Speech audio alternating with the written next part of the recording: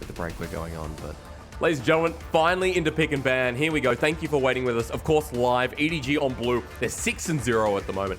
And Suning rising up through the ranks after a 2-win streak. And already you can see the bans targeted towards Bin. He doesn't get his Camille. He doesn't get his GP. And they're making sure there's no solidifying factor in the bottom lane to get Suning into the scaling advantage. Yeah, I like those bans coming out. Both of them actually signified they wanted that Gnar pick, in my opinion, but Suning answering the GP Camille ban with the Gnar ban themselves. So now just a lot of top lane bans coming through. We highlighted that we think for Suning, the point of attack will be that top lane. And a lot of those comfortable top laners that Flandre finds himself on are currently gone. The only real ones that come to mind, I guess, is Gragas is still open. That is a potential flex. And the Aatrox is there. But I think our attention still, first of all, goes to the likes of the Kai'Sa and then, of course, the Udyr. Viper's best champion here, one of his most played as well. Feels really nice to see him on this pick once more. So we'll see if the response is just the standard for Huanfeng. The Xayah has been in the top tiers of LPL play as a great response. No, we've actually only seen Huanfeng play this champion once. He didn't even find a win on it, but my eyes are looking towards that Udyr, where SOFM is at 100% win rate, has a 7.3 KDA on it, so doing extremely well. And yep, expected first rotation out for the side of Suning. SOFM looks great on Udyr as well. It was a very funny game. He was an absolute nuisance. And on the other side of EDG, you get the standard response in the Olaf, and you mentioned Flandre's Gragas, although Mako has played this in the past, so leave it in the back of your mind as a potential flex. I wonder what Bin would want to go here. So obviously now they're flashing the Aatrox, but another thing that pops to mind for Bin specifically is Bin has pulled out something like the Sylas this split, and that's something that could have a pretty decent laning phase, especially once he hits that level 6 mark up against the Gragas. You'd also technically have mixed damage, but nope. Instead, they do want to stick to the standard Aatrox pick, and so far mirrored picks on the first rotation. So maybe we'll start seeing a bit of the support champion pool pinched, because I think both of these mid laners are quite flexible in what they can play. They both have a very similar pool as well. So On is a player who has played a bit of everything, but has played things like the Galio, the Maokai. He's pulled up the Seraphine to where Mako has been the same Mako as always. Leona, Alistar, Thresh, you know he's going to be on an engaged frontlining champion. Even has a bit of the Maokai in there as well, so a bit of a shared champion pool. I also want to note that On has been a really big lover of the Rel, especially in the Xayah lane with the Shattering Strike. When you have the Attract and Repel, you get a lot of sustain, a surprising amount out of that duo. So let's see how safe Suning can play it, as they're still banning away solo laners towards the mid lane, not giving that Jace a volatile lane over to EDG. EDG decided to ban away one of the supports of their own in the Rakan.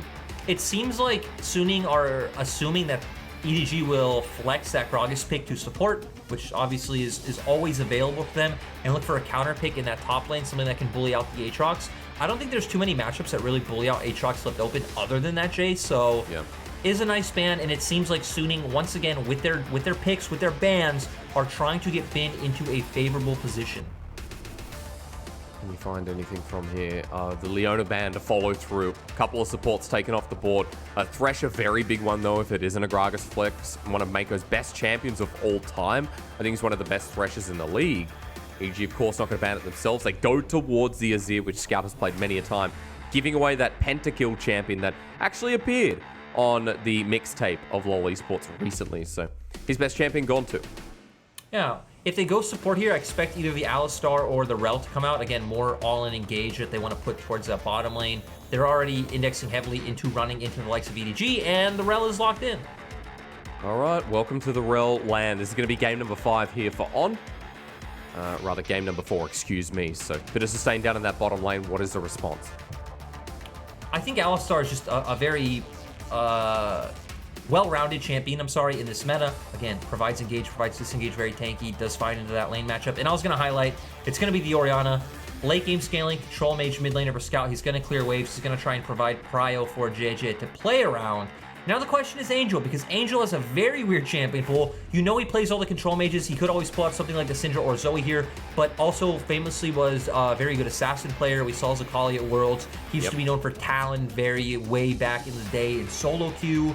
But right now, it seems like they're kind of flexing between these. I do think the Victor, there we go, they lock it in, would be better, because I think they'd be struggling a little bit in the early laning phase. Yeah, and just in terms of the fact that you have this Udyr, right? He wants to get ahead. You want to be able to at least neutralize and match in the mid lane push. You don't want something like a Yone that's going to get hard forced under tower. It makes it very hard for Udyr to find avenues onto the map and find those early duels that he really loves to find. Well, you talk about duels, and I'm seeing these two teams running head-to-head with very comfortable compositions. I'm expecting duels in the jungle, but also, Lyric, I look at EDG, this is a very standard composition that can run their front to back that has a lot of ability with the ultimates to set Viper up. They definitely do, right? Again, we have the all-in engage coming from them. They have a very heavy, like, dive-in composition. The thing is, Suning did answer quite well because they picked that Victor. Victor loves that. It's very hard for a Kai'Sa to jump in on top of Victor. He can put down the gravity field. He can put down his ultimate as well. Buys a lot of space with the E as the shield from his Q. Xayah, it's been said 100 times. Everyone in chat knows Xayah does fine against Kai'Sa in these team fights. You want to use your ultimate to kite out her engage. You want to then kite back with your feathers, use that CC. So Suning looking to be the ones playing from range, looking to, again, kite out the engage coming from EDG. EDG looking for all the opportunities they can to be the ones to go in these fights. EDG, the team that are 6-0, folks. They're 12-2 individually in game score, excuse me. They've dropped 2 games this split.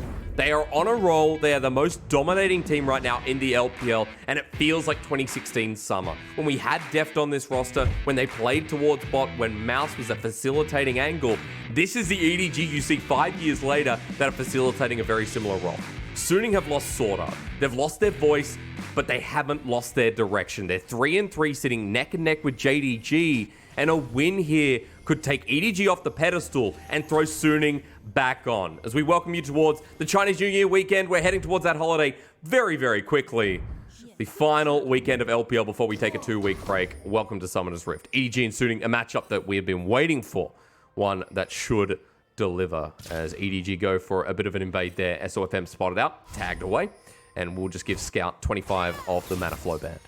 I do want to say, even though we are adding a lot of contrast to 2016, I don't feel like this EDG team, even in terms of their wins, is exactly the same. Old EDG was completely dominating the LPL, far and away the best team in it, to where this EDG, let's be honest, they've had some messy wins. They've obviously only won, but they have dropped a few games, dropped to OMG, dropped to FPX, should have dropped to V5 in that first game. It hasn't been quite as pristine, but at the same time, this is still a new roster coming together, and it will take time to mesh, especially when you're adding in those languages. Despite the fact that in interviews, EDG have said Viper does speak very well Chinese right now. Let's remember, he has just started learning. They've also said he doesn't really contribute much in comms. There's still probably a bit of a way to go for the likes of EDG. Remember that it took Scout a couple of years, right? You know, Scout is the other import on this squad.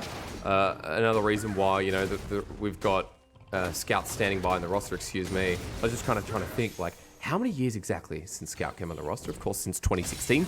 This is his 5th year in the LPL. And Scout's been a high-class mid laner for quite a while. A pretty standard laning phase to start us off. Trading already in the bottom lane, but my thoughts are towards the junglers on opposite sides of the map that are going to be transitioning and moving to different avenues of lanes. I mean, right, we're just seeing both junglers full clear. This is completely expected at this point. Both these junglers do clear so fast. Just want to get the full rotation out from their jungle, as Mako just looking for a bit of a trade. So EDG having prio, and yeah, both junglers just getting towards the side where they can safely guarantee their scuttle crab, right? I doubt we should be able to see any kind of gank in the top side. It does look like Bin got the crash, so potentially you can angle for a red into Krug, into Scuttle, and then if you're still on that side of the map while the wave is pushing into Bin, you can get off a gank on top, but probably will just be a reset coming out from SOFM and then once again cycling through your camps. And especially with SOFM, we already talked about it, right? You know, the Udyr pick, wonder why it suits him so well, is that SOFM is not that ganking jungler. You play around SOFM, you play around his aggression and how he invades the enemy map. Rather than expect him to come in and consistently play towards mid, play towards top side. And surprisingly, we're actually not seeing Bin allow the bounce back to come through. He's just continuing to shove in the wave, so just giving more room for SOFM to get the scuttle, and that would signal to me that they don't want to look for any shenanigans around the top side. And for JJ, he's completely fine with that. He's fine to just trade scuttles when, again, your clear is slightly slower, as we do see that SOFM, I'm sorry, he's looking for his recall while JJ is still just starting the Scuttle Crab. And yeah, this is going to be a bit of a slower paced game. There's no very obvious angles for either team to look to play through. Unless bot overextends and they've found on. He has the flash, but you're waiting for the trample. Pheromancy Crashdown gets him out. The Blade Caller great from Juan Fong to save his support. And EDG hit the angle hard. Like you said, just a bit overextended in my opinion because they know Jedge is in the bottom half of the map. SOFM did top crab. SOFM was on his way down now. On could have positioned a bit further back. Looks like they do cancel Mako though, and yep, sitting on a 1. Just gonna get the Q, which is of course gonna give him and Juan Fong the heal. And yeah, now again, it's just we're back to cycling through our camps. I think bot lane is definitely the point of aggression for both teams. It's where the easy CC setup is. Either jungle can look mid, but I think at most you're just gonna end up burning a flash. It'd be very hard with these very low burst mid laners early on in the game to be able to guarantee any kind of kills. Great. And then top's just going to continue to be this. Aatrox's going to push in the Gragas. Gragas not having any windows. Maybe at level 6, Flandre can look for an outplay with like a flash body slam into cask under turret sort of play. But early on, he's just going to be taking the punishment. But now he'll sit below the CS margin. 10 CS lead here for the top laner. Jungle as well, bit of a CS lead, but we know that from how quickly Udyr clears. Remember, it is still 11.2 guys, so Phoenix is still as strong as it was. And he's going up towards his Krugs right now. I also wanted to point out, Lyric, while the bottom side, we've seen a bit of excess trading. It doesn't mean anything when it's an Alistar who has the inbuilt sustain after 7 minion deaths, when On has Shattering Strike every 2 seconds as well. Not really, but you know what I mean. With the Attract and Repel. So a lot of ability to heal up any excess trading and means the mistake threshold is a lot larger as well. It just reminds me of 2020 where you have so many like big beefy like players in the bot lane that you're gonna see a lot of small trades, a lot of back and forths, maybe summoners, but it's gonna be very difficult to see any full-on kills without jungle intervention or without massive mistakes. Game continues to be slow on the margin. JJ here, excuse me. Control Ward taken out just as he moves past. That's going to give him the little sleight of hand to move in. As this is a jungle gate from SOFM. He's going to the bot side, but On too far forward. He burned his flash in the previous engage. He's accepting death, and they want to give it over to Viper, but thank you, says JJ. First blood goes over to the Olaf. Yeah, I really like the way that EDG played with Fog of War there. We saw JJ waiting in the wings for his bot lane to take the control ward. Suning could assume that, actually, EDG want to keep going. It almost caught out. SOFM doesn't burn the flash. Remember, Flandre teleported down for this, so they want to get something else. They found another pick, it would be worth it, but he's just losing so many plates on the top side. Oh, they still get a kill onto... I actually didn't see the kill went onto... Okay, it's going to be... JJ, I was going to assume it was onto Viper, which would have been worth. This is still fine for them. They get the dragon. Gragas is a very low resource. Oh! Shockwave explosive cast goes into him, but Flandre takes it away. Now it's definitely worth it, Lyric, because in the bottom side, it's a Ragnarok Olaf. Interrupts the Pheromancy Crashdown, but he's on a blast cone. On surviving, dodges away here from the W. And Suning almost lose a little bit more. 2 kills going over, and EDG's early game is off to a flying start. You wanted Flandre to find more to make that TP worth it, Hysterics, and they did just that. Again, going back to the initial play, I love how they abused Fog of War. Suning can assume that JJ's on the bottom half of the map, but they don't know exactly where he is. He's right around to punish, and we're going to get a replay of the mid lane. Apparently, Angel looking for heavy trading, using that ultimate before Flandre showed up. Flash for flash, cask thrown quite nicely though, and it allows for the kill to be picked up. Again, I wish we would have gotten a replay slightly before that to see what Angel was trying to do, because a new wave had just crashed, so he didn't ult to try to clear the wave. Like, he was clearly trying to aggress on the Scout, but he must have done it when Scout was full HP, since Scout did still have half of his HP left, and even knew Flandre was there as well. Remember seeing it before the trade, actually, though, before we saw bot side. It was just the Chaos Storm used to help clear the wave, do a bit more impactful damage on Scout. And then I believe Scout TP'd back in. Also, to clarify, what we see from Flandre getting the kill was he rushed straight towards the Ionian Boots of Lucidity. So he has a 20 ability haste, plus he previously picked up the Oblivion Orb. So very interested in getting this Grievous Wounds onto Bin and getting some of those trades we talked about before. It is nice. We need to see Bin be that highlight point for the side of Suning. They should be looking to take this Rift Herald at any time. Their bot lane even just got off a reset if they want to start looking for that one right now. But at the same time, they're not at the strongest point of power. Oblivion Orb coming out for Flandre, so going to have some Grievous Wounds to deal with Bin in this lane. If an early trade did break out on top side, it would be quite rough. Oh, actually, I'm sorry. Also, it was EDG's bot lane that recalled, not Suning, so... Yep. Suning not having the ability to go for that. We can also just in this small point of window of I guess lulsativity. I don't even know if that's a word, but EDG are getting closer towards these items, and we have to note that the CS leads are developing across different lanes. Throughout topside, we saw Flandre TP down. Bin stayed in lane and picked up a turret plating and a half, so of course he has a massive CS lead. On top of that, he's got a lot of gold in his back pocket over this Gragas top, but what I'm noticing is that Scout already has a 20 CS lead, plus he has the assist on the kill that went down, gets a bit of prio through mid, helps JJ to pick up this Herald and move closer towards contesting SOFM for farm and giving some gold value back to EDG. And right, we've seen all the moving parts of EDG of how they work so far. Again, the control mage in mid, he's been controlling the wave quite well. Aggression on bot side, trying to set Viper and Mako up for success. And then the thing I love most about EDG is how they have all their parts moving around the map working in tandem. We've seen Flandre affect the map early on with both his play in bot and play in mid. We see EDG use their prio bot to head up towards topside to guarantee that Rift Herald for the likes of JJ. And it just feels like Suning are very much shut out for early game options. And they're at the point where they just need to elect to, hey, we're just going to scale. We're going to wait for those later dragons. We're going to try to need to get set up. And again, we have the Xayah, we have the Victor. We want them to walk into us. The thing that's awkward about that is Udyr doesn't really serve any role in that sort of composition. He has to hold his flash and then, I guess, hit anyone who tries to escape after the fact. So, you're right. There's some weird tandemness with SOFM. I want to move past what we've seen in the early game, and I want to look at what could potentially happen, because that Herald is still in the pocket of JJ. I want to see what lane he optimizes and pushes it into, and which gold, where the gold actually goes, because he's hanging around mid for now, and Mako's roaming. I was going to say, Hysterics, this is LPL. It's always mid. And a flash comes through. Of course, in LPL, we flash for our kill. Shockwave pulls him back, and JJ takes the kill under thanks to the Chaos Storm and the Gravity Field. Mako gets tagged down to half, but JJ's still here. They pick up the kill, and they walk back for now. You know, that's a stat we need to get from our stats team, is what percentage of Heralds are used mid? Because I would bet it's probably up in the like 60 to 70% range. Well, this is just going to add one more, isn't it? Thank you for the gold for the Scout.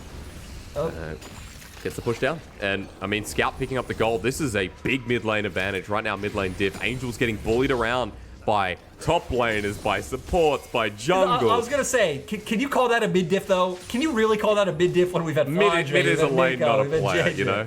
Ambiguous. So everyone's there. It's mid diff from a Scout's point of view. Feels like you're saying it's team diff.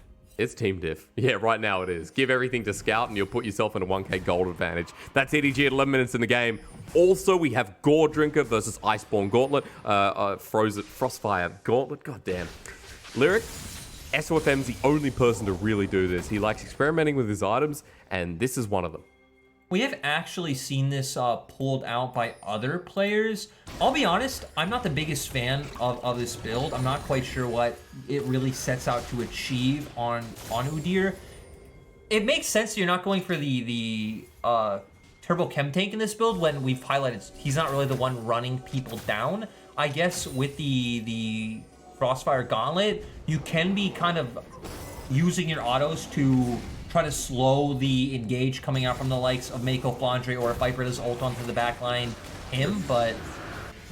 Okay, teleport used as Dragon's going down. Flandre just wants to capture the wave, but SOFM's up here, waiting for the barrel to do the most damage as Explosive Cast deters the play. SOFM bopped against the wall. I think he could die here, Lyric. He has to walk away. Flandre's still low, and Bin wants the final touches. He's waiting, but the wave's gone. Has to back away. Scout TPs for the kill. Now Bin is on the wrong side of Summoner's Rift, and it's Scout versus him with no World Ender, but a Shockwave at the ready. Bin over the wall, Flandre there, body slam, waiting for that Shockwave. He gets pulled on in, and for Suning to pull the play back, Angel needs to come on in. Over the wall, Bin follows, but he goes to his death, and Scout picks up another one for EDG. It's a 5-0 start. Amazing play coming out from Flandre and Scout. Hysterics, at this point, I'm starting to think that, you know, people in chat should take a drink whenever I talk about how hard it is to dive Gragas, and you shouldn't do it. Drink of water, of course, I mean, family-friendly broadcast. I'm about to say they're going to overdose at 25 minutes into the game. That's what I was going to say. But yeah, just, again, this champion is so irritating. It gives me flashbacks of Season 7 Spring, when it was in the meta. My team, Hong Kong eSports, where I am, we're playing against H2K. We were picking this champion every game because it is so irritating to deal with. It is so safe in lane. Again, it's very hard to dive. It can buy so much time. We're going to take a look here, though, as Bin and SOFM try to go in. They try to take it slow, which gave time for Flandre to get a nice barrel on the mains. Very clean flash out from that, the Q coming out from the likes of Bin. We see Scout coming with the flash, very easy QW combo to secure that one. And now Bin left in such an awkward position. Body slam back up for Flandre, leads into the shockwave for Orianna. Bin is so low, he can just finish this off with a combo. And now Angel not in a position to really deal any damage. And Scout was already getting all the resources from EDG. Now he picks up 2 kills, he teleported for the kill, he's got the 30 CS lead still there. This is a very strong early game from EDG with a 2k gold lead, and I think JJ, Scout, people you can't really mess with right now. Flandre on the Gragas, who was down in CS and still is, but picks up the kill and has that item on the way. So, I don't know what you can say right now, Lyric, about EDG. Hysterics, I was going to say, this is probably one of the best and most dominant games we've seen from EDG, because EDG actually have quite a long average game time. They do not play fast games. They do not look to stomp you. It's like we talked about, right? It's about those neutral objectives. It's about those 5v5 team fights. And this is the game that can give those EDG fans hope, nice. you know, like those previous seasons. Explosive cast was used really nicely. Flandre kites away the second, the third, doesn't get pulled back in with the Infernal Chains. And Flandre, he knows he's the weak side. He doesn't care. Pulls out the World Ender and just walks away. Didn't even proc the phase rush, I think, to get out of those Infernal Chains either. Was just able to maneuver quite nicely and get out of there on his own. And we're going to see EDG transfer their pressure from bot lane. They push in, they move towards mid. They're going to be able to secure this turret. And this should even out to more vision in the top side jungle. They do already have control wards there, so they can look to pick members of Suning off if they do look to contest. But it does look like they're just going to back off for now and prepare for that Herald that's about to come up. Because it'll be theirs. They have a different of mythic items. You will see the top laner in Flandre pick that up shortly. Jeja, of course, we already talked about the Gold Drinker and then some. Scout went back for the Liandry's Torment and is currently about 1,800 gold, over Angel. On moving into River, he shouldn't be here. Jeja's going on to him. Herald is getting started. Our Observer catches half of that, is on at half health, and Flandre moving in. Mako ready for the engage. Viper is on the complete other side of the map, though, so this would be a numbers advantage if Suning can be decisive right now. Will the items make a difference? SOFM trying to zone him off. 3k here for the Herald. Flandre ready to go in. The engage not started as on. Starts it with the Magnet Storm and right into the middle. That's the gravity field. On absorbs the damage. Healed up by his AD carry. Mako on the backline is the snipe from Viper. Brings some retribution, but that was perfect from Suning. It was great to see, right? You talked about it, the rail combo into all the damage coming out from Victor. I mean, your ultimate serves a very similar function as the gravity field from Victor. Sets up for the ultimate as well. You layer down the laser. 2 nice kills for the side of Suning. Sure, you lose on in the process, but you were also able to pick up the Herald. And with the disparity that your team was facing, that is as big of a win as you can get. Oh yeah, this is massive. As EDG talk about the numbers disadvantage, and they force the fight from Suning's end. Yeah, on jumps in. We already saw him pop his ultimate, the gravity field, and the ultimate from Victor layered down as well. The death ray also came out to just kind of give that extra inch of damage. As well as, guess what? Huanfeng was there. He was free hitting the whole time, and Viper wasn't. Shockwave also went wide there from Scout. I believe the Featherstorm flew at the same time. So Huanfeng was fined as the 2-0 Xayah after the fact. Let's not forget that you already talked about what Suning's comp can do to negate EDG. They want them to come into them. And someone like Huanfeng is going to be the person to dish out the damage after the CC lands down. So this Xayah in a very comfortable position now, despite the early game. As EDG come back, they are going to pick up the Dragon, and they're going to be on salt point. That's another thing. EDG still have a lead, even after all said and done. There's one thing I do want to point out with the interaction, assuming Mako doesn't go in, but Mako does go in. SOFM's tanky though. Shockwave doesn't connect, and that's a lot committed to go forward. Over the wall. Ferromancy crash down from on. Gets him out of the way, and no Shockwave, but again, no objective up to punish. Even when we think about Huanfeng's safety with the Featherstorm, the annoying thing is there's a lot of things you actually need to keep your eye on. And EDG can actually just layer their CC, obviously, at different times to try to bait out that ability, right? Alistar engage, Gragas body slam, Gragas cask, Shockwave, Kai'Sa then being set up to follow in with her killer instinct. Like, you aren't able to... It's going to be very hard figuring out a correct time to use your Featherstorm when there are so many different ways that EDG have to force that ability out. Every single ultimate, rather, every single signature ability, I should say, feels like it can impact that ultimate. So Juan Fong's going to be a hard game ahead. I want to reiterate while you were talking there. Herald was placed down in the mid lane. It didn't actually get the charge. That Herald was kind of lousy. I don't know if it was timing out from SOFM's end, but I don't think it was really at that time. Watch your language. Lousy. I said the L word. We don't say that here. What would you say? Crap? Bad? Meager? This broadcast is getting too toxic, sir. Lousy. I'm sorry. It's just a word I've never used. I feel like I'm in Brooklyn. I would say it wasn't the keenest Herald in your words. I'm not even sure. Keenest? Yeah. Okay. Like not keen on it. You weren't keen on the Herald. Okay, exactly. Right. I don't know if that's the correct way to like change that word, but that's all right. You know, we're trying to learn Mandarin at the same time trying to learn English as well. So that's the best part about the LPL English broadcast. There's a lot of Portuguese words I can throw out there to describe it, but again, maybe not broadcast friendly. Naughty Portuguese words, so let's hold on that one. English aside, and as we're kind of learning our baby steps, I want to point back to what we're seeing in the bottom of our screen. We've got a gold lead there for Scout over Angel. That's still about 2,000 gold with kills acquired.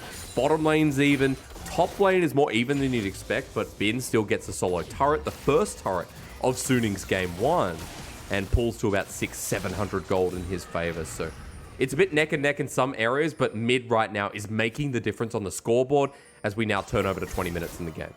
I also love that we see Flandre going for a full damage build, bringing out the Night Harvester as well. So he's going full AP. He's now going to be an explosive force in these team fights. The problem is, he's not going to be that tanky. He should get bursted out quite easily by the members of Suning. He's going for deep wards here. SOFM just pulling back. We've got 2 minutes till Dragon comes up. And that Dragon's going to be a Cloud Dragon. EDG pushing down the turret as they find an opening. It's going to be turret number 2. And gold moves back to close to the 3k. As we saw before. Excuse me. But I noticed that Scout has his second item. The Archangel Staff just about to turn into Seraph's Embrace. It's going to be very strong 2-item Orianna.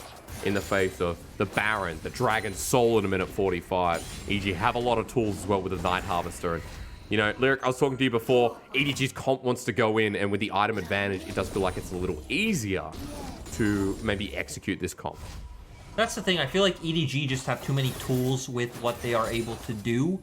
And sure, Suning can theoretically play out through side lanes with Aatrox, but Aatrox isn't a champion that's going to be able to reliably hit turrets in the side lane. Maybe he can hit that that bottom side inner turret, but outer turret, I'm sorry, but he won't be able to take an inner turret. He won't be able to take an inhibitor. So it's still going to be about pushing and roaming for him. It's going to be about him trying to disrupt the backline of EDG, or even, I'd say more so, trying to peel for the likes of Angel and Huanfeng. Yeah. Because if he does get onto Viper, Viper can always just ult out. He can always just ult forward and try and be in line with where Mako, Flandre, and JJ are. So Bin's only real target in the backline would actually be Scout. I like that you highlight Bin, especially with the person that has one of the bigger leads alongside Huanfeng. That flanking angle for an Aatrox is great. He does have flash as well. He has the teleport in hand. So you can see sitting around the bottom side, not really worried about where the fight starts out. A lot of these side laners are just pulling out the waves and waiting. As SOFM walks over a control ward, Flandre is out of there. He has Night Harvester, so waiting to body slam, gets the movement speed, and Explosive Cask is now down. 25 seconds till Dragon. It has a moderately low cooldown though, Lyric. So we'll see if it's up to 4-5. Remember, he has Night Harvester, he has Phase Rush, he's a ton of movement speed just between those as well. The Body Slam provides him distance, he has Flash, but we do have Dragon coming up right now, and right now EDG are the ones with full control. Flandre just tracking, look at that. Sneaky Gragas in the bush. Viper pushing out the mid wave, Dragon is now live, and this is Soul for EDG. Suning have been pushed back into the mid wave, and EDG now group up as 5. I'm kind of surprised we don't just see JJ start that while the rest of EDG try to zone the members out from River, because it's very hard for Suning to walk in, as SOFM just runs right past them, actually.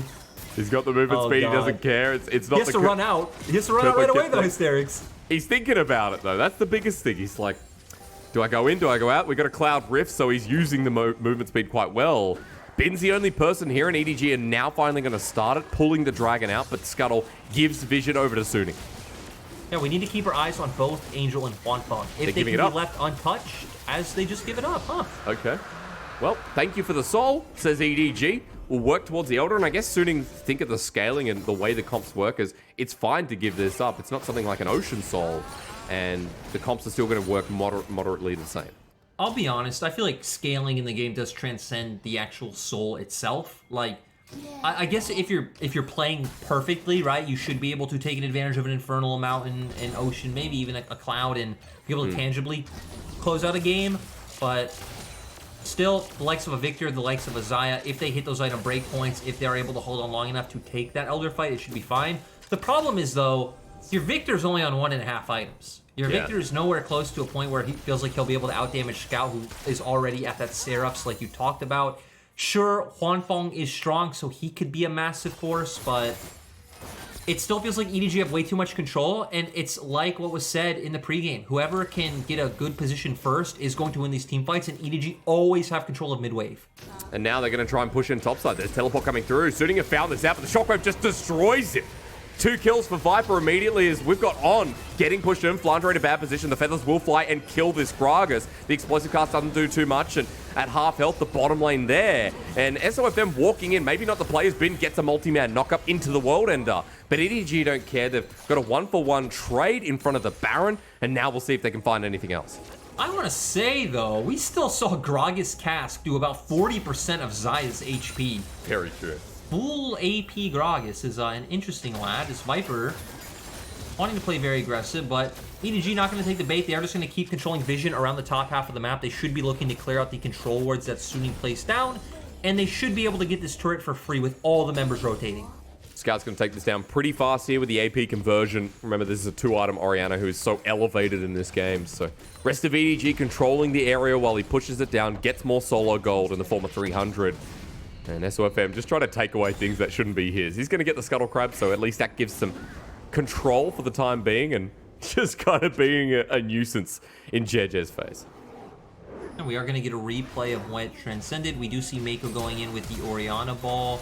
The Shockwave comes out along with just the burst from Kaisa. Flandre TP'd in, does get chunked down, has the Zanyas. I think at this point it was only a stopwatch to buy time. Cass comes out, barrel plus Q combo, like I said, 40% of Xayah's HP, but EDG not able to reliably follow up on that one. No, they're not. So it is a trade in the end for Suning, which when you're the losing team always feels better. Lyric, I just want to quickly come back to what this soul means, and with the Elder coming up in 3 minutes, with Baron sitting there, what it could mean for Suning, because you talked about how EDG's comp would like to engage, like to set up and go into Suning. Suning like that, but EDG can reposition with the Cloud Soul, especially with Viper's ulti, with Jer, with Scout's ulti as well to get the movement speed. Angel going too far forward. This is a mistake. Killer Instinct. What is Angel doing there? 0-4-1. And now for EDG, they want to continue the fight. Viper is humongous. Onto Bin, half health, 2-man headbutt pulverized. As SOFM and On have to watch their step. That could have cost Suning everything. It definitely could have, and we do see EDG going to Baron. We've highlighted this many times. When you have Alistar and you have Gragas, your turn potential is absolutely insane. They could run right into Suning. Sure, Suning, they want to be run into, but they need to be the ones running into EDG now that EDG are on the Baron. Using the ball to zone here as the flash on from On. Going for Flandre. It's the top lane Gragas though. The Shockwave set up by 2. Low health bars blinking as the Baron is secured. Flandre giving up his life where now JJ Scout can walk forward. Mako with the engage. Hits in midair. You're not going anywhere. The feathers don't fly and neither does Suning this game. SOFM running for his life. The Udi should not be chased unless you're an Orianna with Phase Rush. He runs for his life through the Cloud Soul Rift. Viper snipes him, but it's not enough damage. He's still running, ladies and gentlemen. The bear has legs as Scout wants to blindside him. Close call, flashes away. SOFM gets out, but I'm not sure the Baron is going to do any less to the base. Hey, we saw the value of the Frostfire Gauntlet in that situation. He got the slow off on the Scout, but you're right, EDG at least going to be able to take an inhibitor, I'd assume, but actually going to back off and just go for the spot side turret. It is quite surprising when, especially now, Bin is showing on top wave, but EDG trying to take this methodically, taking the passive gold and get on the map. They probably have a ton of gold in their pockets. Gonna buy, going to hit those item spikes even faster, and come back out onto the map. Well, it's cool to see that Udyr though, like the, again, the slow. It paid off, Hysterics. True. You're wondering, Frostfire Gauntlet comes out, what's this gonna do? and it helped him in one instant. But let's get a replay. Let me stop rambling. Oh, They go in the mid lane. You talked about Angel walking a bit too far forward. They are able to find the engage onto Angel. They tried to get the stun with Wanfeng's feathers, weren't able to find it, and yeah, that pick snowballed into the chain of events that we just saw on our screen. Viper onto SOFM. Not going to use a killer instinct. The Udi can run away or at least slap you in the face. Getting slapped by a bear, wouldn't recommend it, ladies and gentlemen. It could hurt. I think importantly to note as well, Viper using the invisibility to juke. That was sick. And this is a 3.5 item Kai'Sa who's really big, as EDG Scout saw that. He saw them in the brush. Mako baiting it out. Suning we're trying to do a little bit of a flank as Viper. It's killer instinct time. Once again, the Magnet Storm is used. He goes golden in the middle of the gravity field. On in perfect position. Viper flashes away as Bin follows him. You're watching this Kai'Sa because it could all hedge on this one player. Scout's already picked up a kill on the backside onto Wanfeng, and Bin can't get near him. Viper needs one more hit as Scout picks up the triple, teleport away, and Suning are running scared. And Scout completely cleaning up that fight. Let's be honest, Hysterics, this pick on our screen doesn't matter too much. If SOFM goes down, who really cares? But you know what? Take it away. Take it away. I don't know. I think Viper's going to kill him in the end. He thought, I can juke these two. And there you go. 4 out of 5 dead. Angel teleported to get away. Elder is free. And EDG are holding the best title in the LPL right now for a good reason. And Scout completely carried that fight. Viper put himself in a really bad position, but it didn't matter when Scout arrived and picked up that triple. And this looks like it could potentially be the game if EDG were confident to press it. But instead, we know how EDG are. They aren't going to push for more than they can get. They just got a bunch of gold. They want to buy. They want to have even more disparity between items with Suning. And then we could expect to see that top lane push coming through. Mako is looking as good as he did with Deft. I'm just going to say that. This feels like he just works so well with these import AD carries. We see him go in, but again, I think this is kind of dicey. They go a bit too far forward. I want us to keep our eyes on Scout because he's the one that finds Wanfeng. He's the one in this situation who wins the fight, in my opinion. Flandre as well, also zoning out SOFM, buys Scout a lot of room, and sets up for this triple that he is able to pick up.